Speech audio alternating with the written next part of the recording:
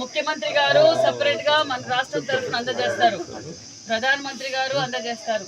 ఈ సేవలు గుర్తిస్తాం. నా వంతుగా కూడా మీకు ఆసరాగా ఉండాలని 5 లక్షల రూపాయలు అందజేస్తున్నా.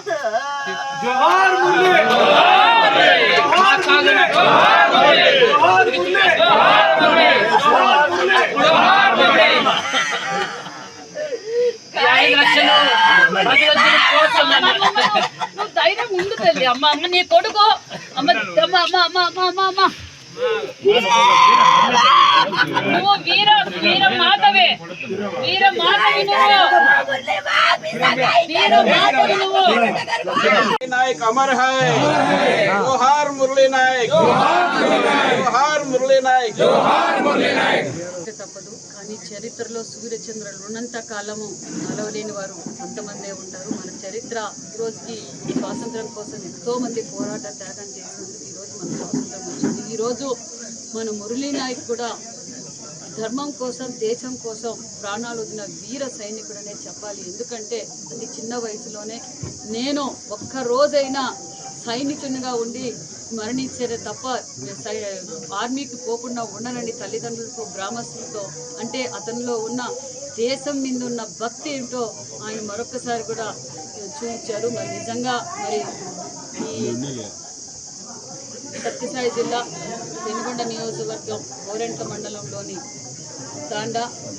తల్లితాండ శ్రీరాములు నాయక్, జ్యోతిబాయికి ఉన్న ఏకైక సంతానం మురళీ నాయక్. మరి మురళీ నాయక్ వారి బాధ అయితే నిజంగా చెప్పరాని బాధ. కానీ ఒక పక్క వాళ్ళు నిజంగా నా కొడుకు ఈ దేశం కోసం ప్రాణాలు ఇచ్చామన్న ధైర్యంగా కూడా ఉంటున్నారు. అదేవిధంగా ఆ తల్లిదండ్రులకు కూడా నిజంగా మనమందరం రుణపడి ఉండాలని కూడా తెలియజేస్తున్నాం. ఎందుకంటే వారు చేసిన త్యాగం అంతా ఇంత కాదు. మరి ఇప్పుడు ముఖ్యమంత్రి గారు కూడా మాట్లాడి వాళ్ళ తల్లిదండ్రులు పరామర్శించి వాళ్ళకి వెళ్ళలేలా ఈ కుటుంబానికి ఎప్పుడు అండగా ఉంటామని కూడా తెలియజేస్తూ, అంతేకాకుండా ఇది అందరూ స్ఫూర్తిగా తీసుకోవాలి. ఎందుకంటే దేశం కోసం ఆస్తులు, ప్రాణాలు వదలటానికి మనం అంతా సిద్ధంగా ఉండాలి.